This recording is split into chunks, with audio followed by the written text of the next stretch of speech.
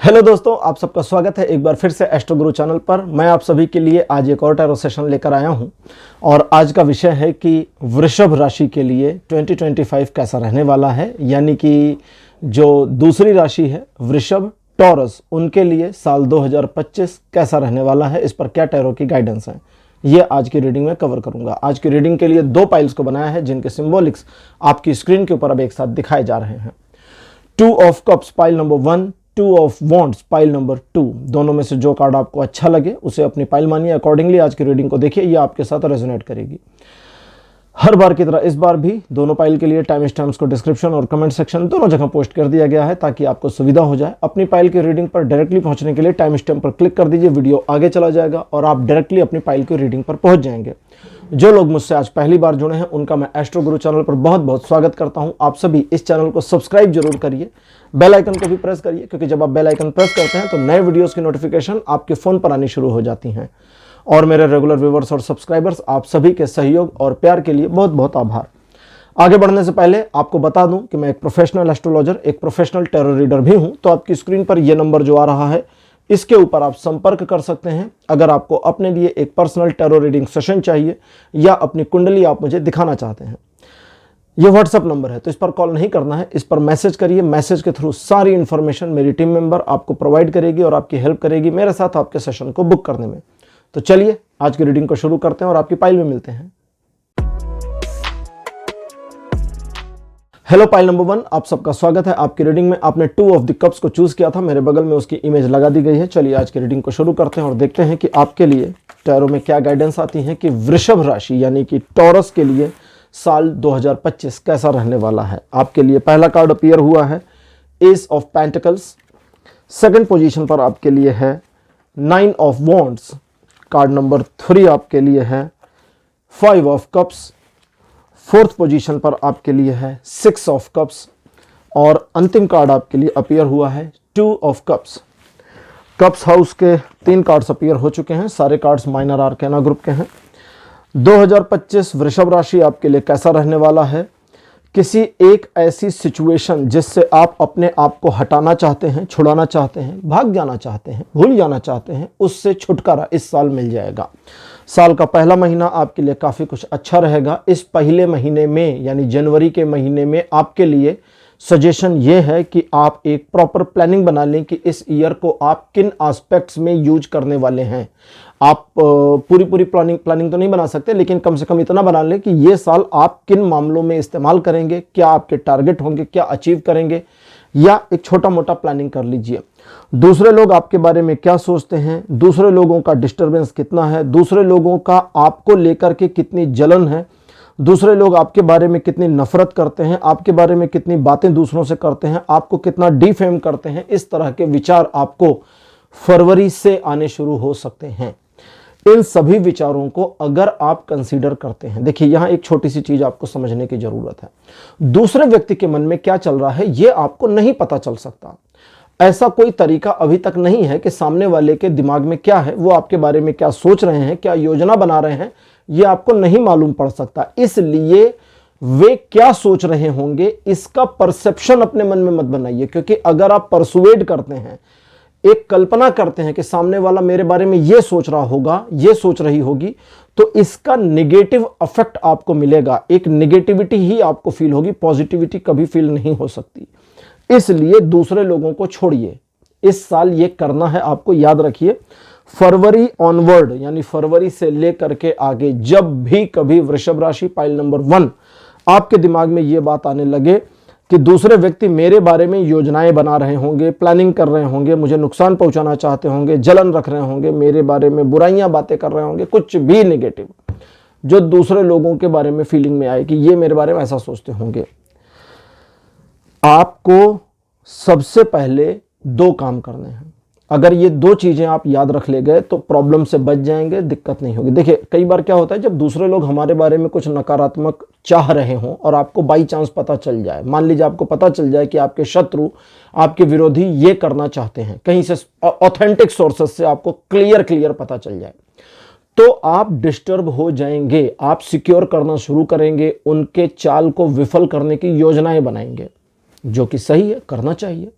लेकिन अगर कोई कुछ कर ही नहीं रहा और आप सिर्फ सोच रहे हैं कल्पना में, और उसी कल्पना में सोच करके आप उस व्यक्ति के विरुद्ध योजना बना रहे हैं, तो योजना तो बेकार, किसी काम की है नहीं, क्योंकि कुछ करना तो उसको है नहीं। मान लीजिए कि आपने सोचा कि आज मेरा विरोधी आएगा और मुझे थप्पड़ मारेगा।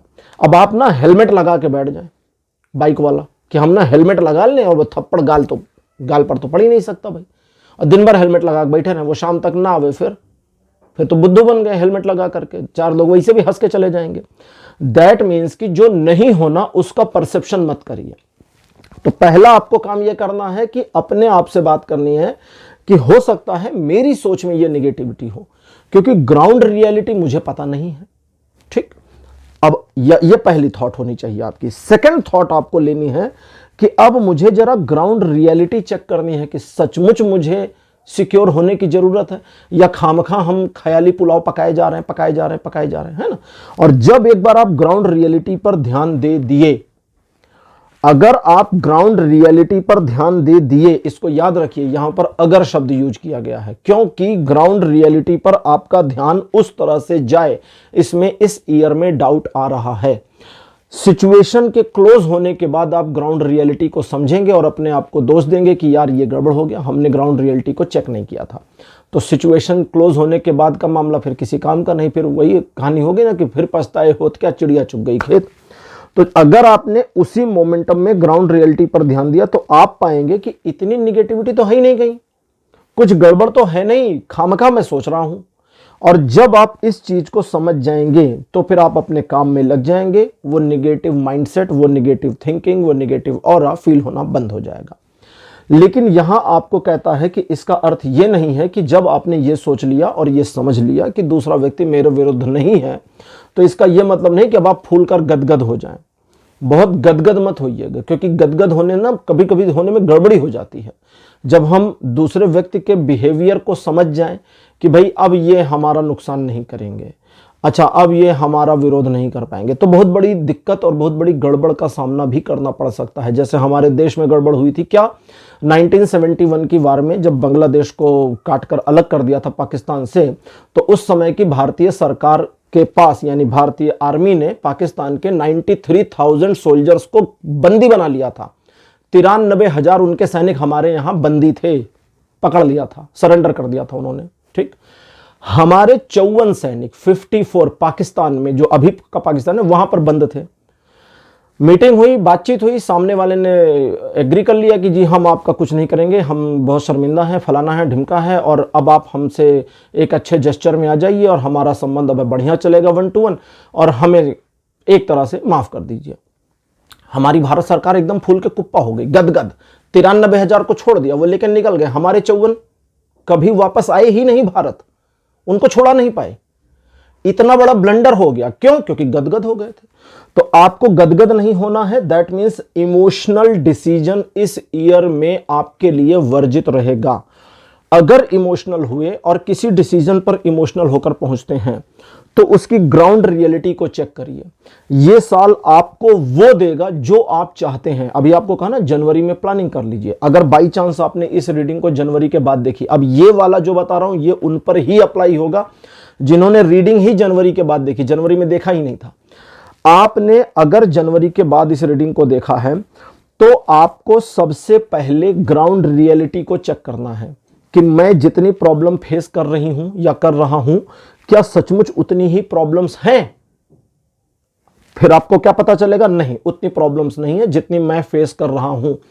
मेरे परसेप्शन की वजह से प्रॉब्लम ज्यादा दिख रही है, ये आपको समझ में आएगा। और जब ये समझ में आवे तो अकॉर्डिंगली प्लान बना लीजिए और फिर काम करिए, बस सिंक कर जाएंगे इस रीडिंग के साथ में, यानी कि चीजें ठीक।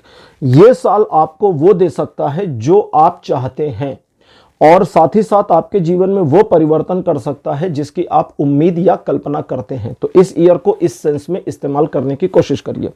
आज की ओरेकल डेक लेते हैं, जो है ओरेकल योगिक पाथ, और देखते हैं ओरेकल डेक क्या इंफॉर्मेशन देती है एडिशनल आज की रीडिंग पर, यानी आपके 2025 के ऊपर। कार्ड नंबर 1 आपके लिए अपीयर हुआ है, यह है प्राणायाम। कार्ड नंबर 2 आपके लिए अपीयर हुआ है सहस्रारा। थर्ड नंबर पर आपके लिए जो कार्ड है दिस वन इज समाधि। फोर्थ पोजीशन आपके लिए है स्वाध्याय, और अंतिम कार्ड आपके लिए जो अपेयर हुआ है यह है तामस।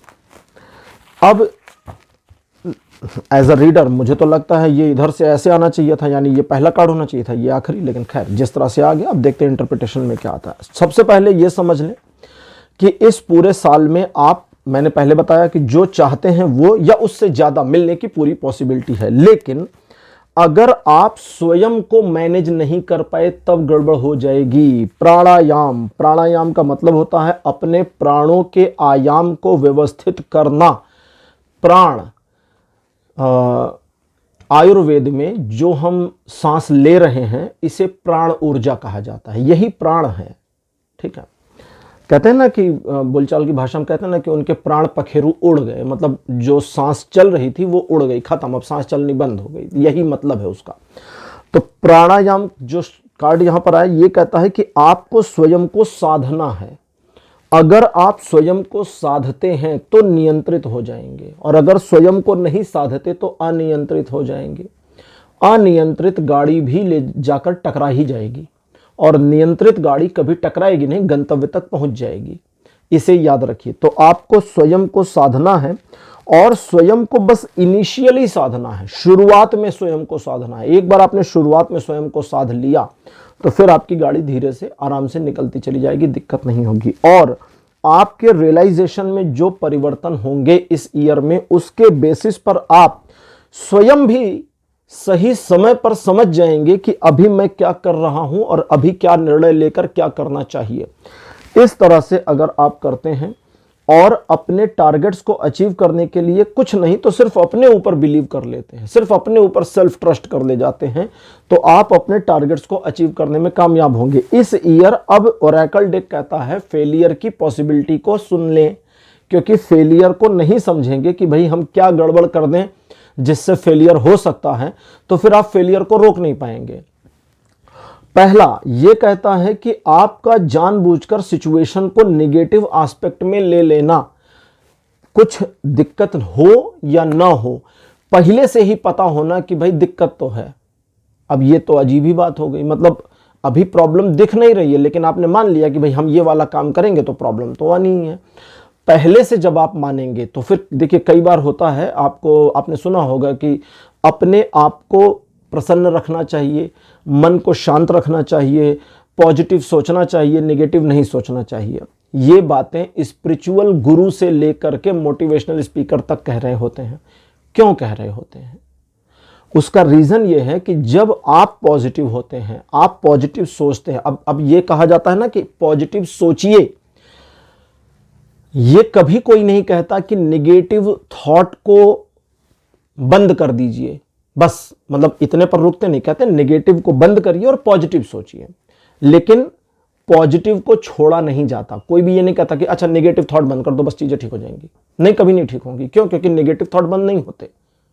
अगर कोई कह भी रहा है बाई चांस कि भाई नेगेटिव मत सोचो, नेगेटिव चीजें दिमाग में मत आने दो, उसको समझाएं कैसे? करें भैया, हम ला नहीं रहे, वो अपने आप आ रही है, हम तो बिल्कुल पॉजिटिव बैठे, नेगेटिव तो अपने आप आ रहा है, सीढ़ी पर से उतर रहे हैं, हमारा दिमाग हमको खुद ही बता रहा है अभी गिरोगे, यहीं पैर फिसलेगा, कुछ होने वाला नहीं है। लेकिन हर बार दिमाग में ये बात आती, बहुत सारे लोगों के दिमाग में आती, सीढ़ी से उतरते हुए बहुत सारे लोग ऐसे हैं, मुझे तो लगता है 80-90% लोग होंगे जिनको फीलिंग आती होगी कि गिर सकते हैं। क्यों? क्योंकि हमारा जो ब्रेन है ये नेगेटिव थॉट प्रोड्यूसर है, ये नेगेटिव थॉट को प्रोड्यूस कर रहा होता है। तो आपके लिए है कि अगर उस अब यहां समझिए ध्यान से, अगर उस नेगेटिविटी को आपने कंसीडर कर लिया, पकड़ लिया, तब गड़बड़ हो जाएगी। एक तरफ नेगेटिव चल रहा है दिमाग में, उसे चलने दीजिए, आप पॉजिटिव थॉट लेकर आइए, आप पॉजिटिव थॉट लाइए कि अरे नहीं, हम तो हजारों बार सीढ़ी उतर चुके हैं, हम कैसे गिरेंगे? नहीं, गिरना विरना नहीं है, पॉजिटिव। तो क्या होगा, जब आप पॉजिटिव सोचते हैं, निगेटिव को हटाना नहीं है, सिर्फ पॉजिटिव को सोचना है। जब आप पॉजिटिव को सोचते हैं या पॉजिटिविटी को देखने की कोशिश करते हैं तो पॉजिटिविटी कैच में आती है और आपका एनर्जी और ऑरा दोनों पॉजिटिव हो जाता है, और उसके बेसिस पर पॉजिटिव या सकारात्मक चीजें आकर्षित भी होती हैं।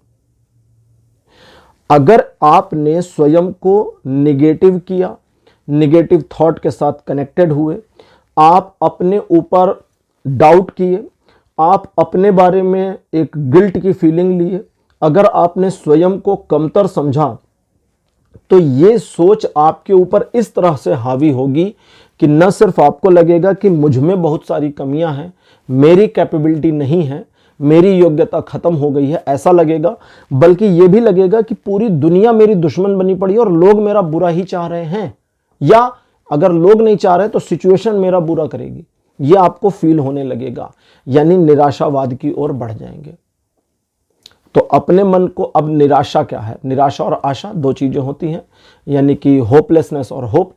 तो होपलेसनेस को अगर हम, ये बिल्कुल वैसा ही मामला है कि अगर हम उसे अप्रिशिएट कर दें अपनी ही होपलेसनेस को तो वो बढ़ जाएगी, और अगर हम अपनी होप को अप्रिशिएट करें तो वो बढ़ जाएगी।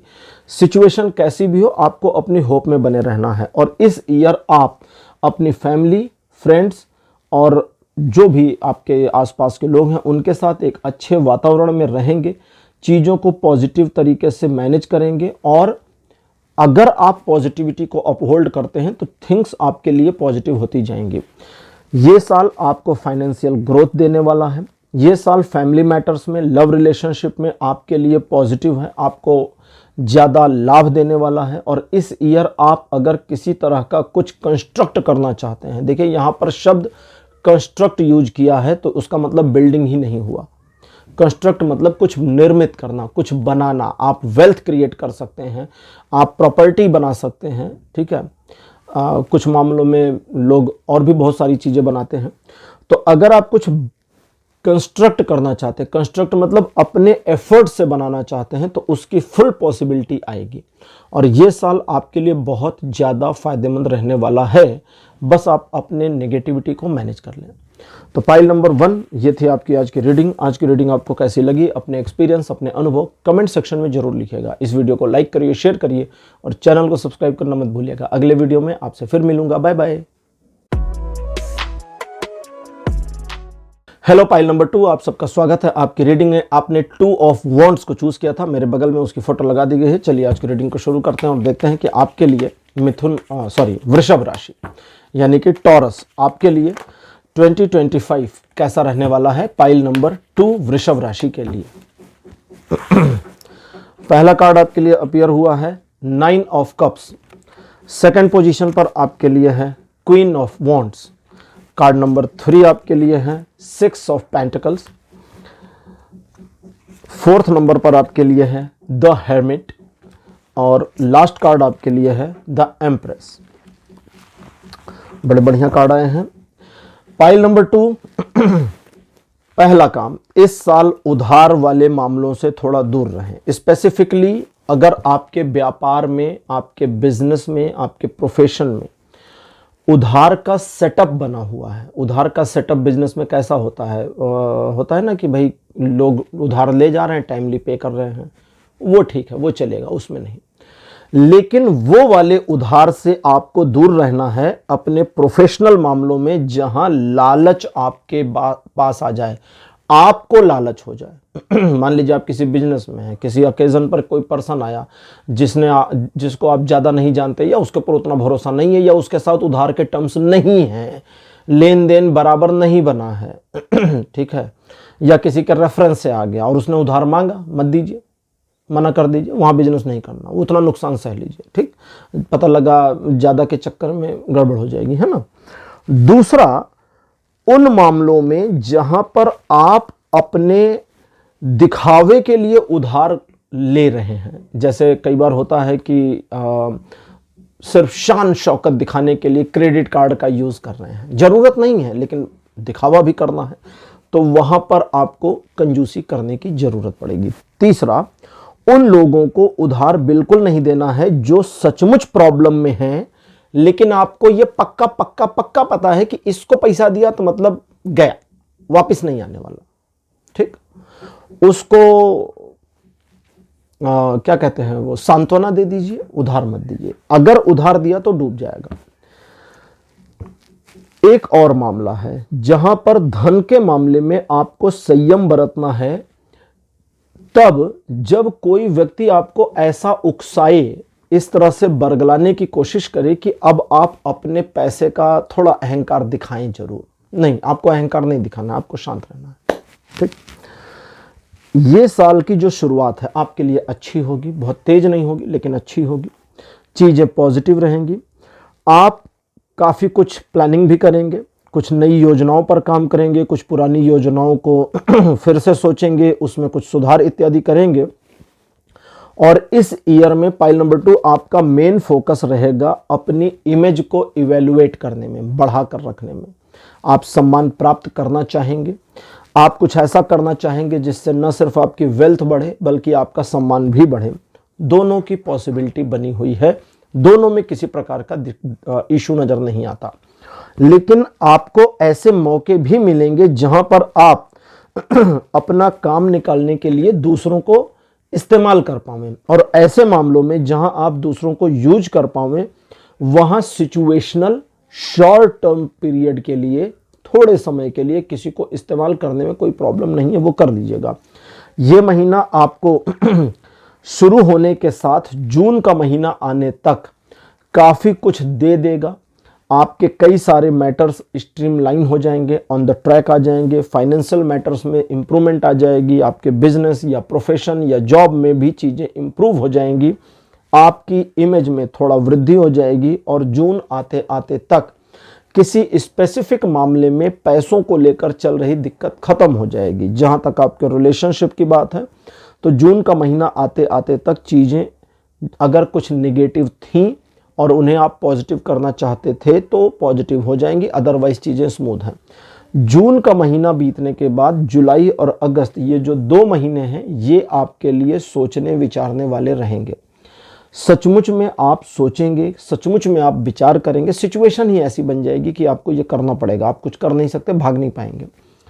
और अगर भागने की कोशिश करेंगे तो बस इतना ही होगा, जैसे फॉर एग्जाम्पल एक कमरा है, सपोज करिए, एग्जाम्पल से समझाऊंगा तो समझेंगे। मान लीजिए एक कमरा है, जून जुलाई में बताया गया कि भाई 2 महीना आपको कैद रखा जाएगा, कुर्सी मेज रखी हुई, आराम से बैठिए, खाना पीना मिलेगा। अब आप या तो चुपचाप बैठ जाइए, खाना पीना खाइए, आराम करिए, या फिर उस कमरे की दीवार से चारों ओर ऐसे ऐसे घूमते रहिए सारा टाइम। बैठिए मत, चारों ओर घूमते रहिए। अब दीवार से सटके अगर घूम रहे हैं अंदर ही अंदर, तो बाहर तो नहीं जा पाएंगे ना, रहेंगे तो उसी में। बस इतना सुकून होगा कि भाई हमको कुर्सी पर बैठने के लिए जबरदस्ती बोला गया था, लेकिन नहीं जी, हम तो बाहर जाना चाहते हैं, इसलिए हम दीवार को नाप रहे हैं, कहीं से रास्ता मिल जाए। मिलेगा नहीं, रहोगे वहीं। तो बेटर क्या है, यूज कर लो, आराम से बैठ जाओ, खाओ पियो, मौज करो। अब जब आपका वो वाला मोड जुलाई और अगस्त में शुरू होगा तो आप अगर अपने आप को समझना शुरू किए, अगर अब वही कमरे का एग्जांपल लें, कुर्सी पर बैठ गए, अब ऐसा तो नहीं सारा दिन खाएंगे, बट टाइम टू टाइम खाना आएगा, तो क्या करेंगे, बैठ के सोचेंगे, विचार करेंगे, है ना। फोन वोन सब छीन लिया उन्होंने, ऐसे समझिए, कुछ नहीं है, कोई इंटरनेट नहीं, कोई सोशल मीडिया नहीं है, तो फिर क्या करेंगे, बैठ के अपने आप पर विचार करेंगे। इस दुनिया में, भारत का तो नहीं, भारत में तो महर्षियों ने अच्छे अच्छे और बहुत महान पुस्तकें लिखी हैं जिनका दुनिया में मुकाबला नहीं है। इंडिया के बाहर की बात करते हैं, पश्चिमी देशों की सबसे बेहतरीन किताबें आपको जानकर शायद हैरानी होगी, लेकिन जेल में लिखी गई हैं। अब जेल में बंद कर दिया तो वहाँ कोई काम धाम तो था नहीं, तो बैठ के किताब लिख रहे थे। जैसे एडोल्फ हिटलर, उसकी किताब है मेन कैम्प, अगर आपने नहीं पढ़ी है तो कभी पढ़िएगा, बहुत अच्छी किताब है। मतलब आदमी बहुत बुरा था, इस पर तो एग्री हूँ, लेकिन वो किताब एक्चुअली इतनी अच्छी है कि सचमुच उसे पॉलिटिकल साइंस के सिलेबस में शामिल किया जाना चाहिए। लेकिन प्रॉब्लम यह है कि राइटर के नाम से हम सहमत नहीं है, इसलिए उसे हटा के रखा गया, वरना किताब बहुत अच्छी है। तो जब आप अपने साथ बैठ जाएं, यानी कि केंद्र में आ जाएं, कमरे का उदाहरण क्यों दिया था, जब आप दीवार से सट के घूम रहे हैं तो आप अपने सेंटर पर नहीं है, आप परिधि में घूम रहे हैं, गोल गोल घूमते रहिए, गोल गोल, कोई फर्क नहीं पड़ने वाला। सेंटर में आना है, केंद्र में आ जाइए। जब आप केंद्र में आ जाएंगे तो फिर आपका सेल्फ एनालिसिसमेंट वाला पीरियड शुरू हो जाएगा। जुलाई और अगस्त, ये 2 महीने अगर आप सोच विचार करते हैं, स्वयं को एनालाइज करते हैं, अपने जीवन को एनालाइज करते हैं, तो न सिर्फ आप वर्तमान को अपने समझने में कामयाब हो जाएंगे, बल्कि अपने पास्ट को अंडरस्टूड कर लेंगे, समझ जाएंगे। पास्ट से हम सहमत या असहमत होते हैं, हम समझते नहीं हैं अपने बीते हुए कल को। हम या तो एग्री होते कि हाँ बहुत सही बहुत सही बहुत सही, या तो हम विरोध में होते कि नहीं नहीं नहीं नहीं सब खराब सब खराब सब खराब। ये कहता है कि अगर आप सेल्फ एनालिसिसमेंट करते हैं तो आप अपने पास्ट को अंडरस्टूड करने में कामयाब होंगे, और एक बार आप जब पास्ट को समझ गए तो उसके समझ के आधार के ऊपर अब आप गलती नहीं करेंगे, और फ्यूचर में क्या करना है पास्ट और प्रेजेंट के अंडरस्टैंडिंग से सही डिसीजन लेने में कामयाब हो जाएंगे। और एक बार आपने ये कर लिया तो फिर वोला, मतलब बहुत बढ़िया। अब समझिए क्या होगा आगे के जो भी महीने हैं, जिसमें अब कितने बचे जुलाई अगस्त के बाद, आप कहेंगे 5 महीने। अब कहता है इन 5 महीनों में से जो मुख्य 3 महीने होंगे, मुख्य इंपॉर्टेंट 3 मंथ्स कौन से, वो आप तय कर लेना कि मेरे लिए मुख्य महीने कौन से हैं। सितंबर अक्टूबर नवंबर, अगस्त के बाद सितंबर अक्टूबर नवंबर दिसंबर, 4 महीने बचे, सॉरी 5 बोल गया था। तो उन 4 में से 3 महीने आपके लिए इंपॉर्टेंट होंगे। वे 3 महीने कौन से होंगे ये आप तय कर लेना, मतलब बीच में 1 महीने का समझो तो छुट्टी है, वो कब है आप देख लेना। उन 3 महीनों में आप जो भी मेहनत करेंगे, जिस भी दिशा में मेहनत करेंगे, वो 100% सक्सीड हो जाएगी। लेकिन इस बात का ध्यान रखना है कि उन 3 महीनों में आप वो करें जो आपका दिल कहता है। अब उन 3 महीनों में आप बाहरी चीजों से मैनिपुलेट हो गए, किसी ने कोई नया ज्ञान दिया और आप उससे मैनिपुलेट हो गए। आप उन 3 महीनों में किसी नए आइडिया पर काम कर गए। अरे भाई सारे आइडिया सोचने वोचने के लिए जुलाई अगस्त 2 महीने मिल गए, ठीक। उसके बाद 3 महीने एग्जीक्यूशन में लगा दीजिए। अगर आप किसी नए बिजनेस को सेटअप करना चाहते हैं, नई प्रोफाइल में जाना चाहते हैं, आप प्रोफाइल एक्स पर काम कर रहे हैं ऑफिसेस में और आप वाई में जाना चाहते हैं, चलो वाई भी छोड़ो यार, यू टर्न लेना चाहते हैं, आप ए प्रोफाइल पर काम कर रहे हैं और जेड पर जाना चाहते हैं, बिल्कुल कोई और छोर ही नहीं है। सिर्फ फोकस करिए, काम करिए, ट्राई करिए और हो जाएगा।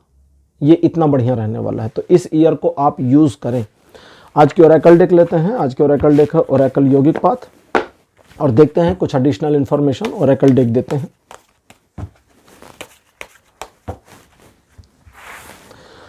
पहला कार्ड आपके लिए जो अपीयर हो रहा है श्री कृष्ण, भगवान श्री कृष्ण। सेकंड पोजीशन पर आपके लिए माता ललिता त्रिपुर सुंदरी। कार्ड नंबर 3 आपके लिए है भक्ति। फोर्थ पोजीशन पर आपके लिए माता छिन्नमस्ता, और अंतिम कार्ड आपके लिए है तामस। अगर आप सिचुएशन में नकारात्मकता खोजेंगे तो मिल जाएगी, उस नकारात्मकता को अपने ऊपर हावी होने देंगे तो हावी हो जाएगी, उस नकारात्मकता को एक पॉइंट मान करके आप सारी चीज़ों को उसके सराउंड में घुमा देंगे तो घूम जाएगी। और अगर आप अपने लिए एक एक्सक्यूज ढूंढेंगे, एक बहाना ढूंढेंगे, एक सफाई का बहाना ढूंढेंगे कि भाई फलाना काम की वजह से, फलाना इशू की वजह से मैं इस फेलियर तक पहुंच गया, तो आपको वो बहाना भी मिल जाएगा और फेलियर तक पहुंच भी जाएंगे। तो ये जो अभी बताया, ये आपके लिए तामस के कार्ड ने फेलियर तक पहुंचने का, असफलता तक पहुंचने का रास्ता दिखा दिया। अब 2 कार्ड मेरे पास आए हैं 10 महाविद्या के, माता ललिता त्रिपुर सुंदरी और माता छिन्नमस्ता। इन दोनों के बारे में एडिशनल इंफॉर्मेशन अगर चाहिए तो नीचे डिस्क्रिप्शन में लिंक दिया हुआ है, दोनों के अलग अलग वीडियोस का देख सकते हैं।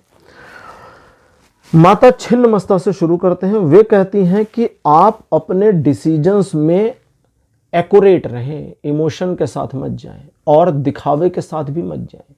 अगर आप अपने डिसीजन पर स्वयं एक्यूरेट नहीं हैं, स्वयं पर भरोसा नहीं है और किसी को दिखाने के लिए, कुछ प्रूफ करने के लिए, या इमोशनली अपने आप को सिचुएशन में लाने या निकालने के लिए डिसीजन ले लेते हैं, तब गड़बड़ हो जाएगी। साथ ही साथ में आप समझदारी अगर इस ईयर में दिखा देते हैं, जैसा भी आपको बताया था, आर्थिक मामलों में ध्यान देना है।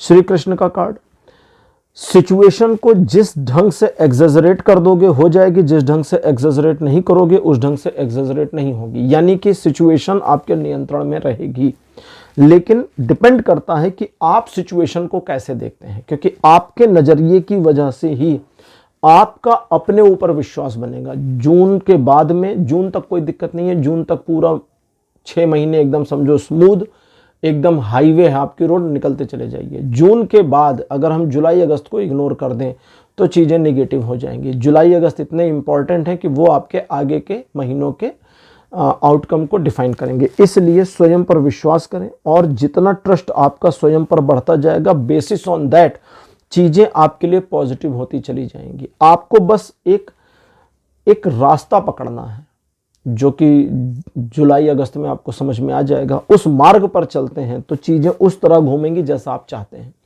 और वो अचीव करेंगे जो आपने टारगेट किया। अदरवाइज निगेटिव तो वैसे भी नहीं है ये साल आपके लिए। अदरवाइज आपके पिछले 6 महीने की क्रोनोलॉजी अगले 6 महीने चलेगी और बेसिस ऑन दैट आपको वही अचीव होगा जो एज एक्सपेक्टेड है, जो पहले से आपको भी समझ में आ रहा है, निर्धारित हो रखा है। कुछ एक्स्ट्रा नहीं कर पाएंगे, लेकिन अगर एक्स्ट्रा करना है तो ध्यान देंगे तो हो जाएगा। एक और बात आखिरी में, माता ललिता त्रिपुर सुंदरी का कांड ये कहती हैं कि स्वयं को स्वयं के केंद्र पर लाने के बाद स्वयं के साथ जस्टिस करना बहुत जरूरी है। दैट मीन्स कि जब आप अपने आप में एनालाइज कर ले जाएं और अब आपको रास्ता दिख गया है तो उस मार्ग पर बने रहिए, वहां से फिर भटकाव मत लीजिए, क्योंकि भटकाव लेंगे तो गड़बड़ हो जाएगी, अन्यथा वो अचीव हो जाएगा। तो पाइल नंबर 2 ये थी आपकी आज की रीडिंग। आज की रीडिंग आपको कैसी लगी, अपने एक्सपीरियंस, अपने अनुभव कमेंट सेक्शन में जरूर लिखिए। इस वीडियो को लाइक करिए, शेयर करिए और चैनल को सब्सक्राइब करना मत भूलिएगा। अगले वीडियो में आपसे फिर मिलूंगा। Bye bye.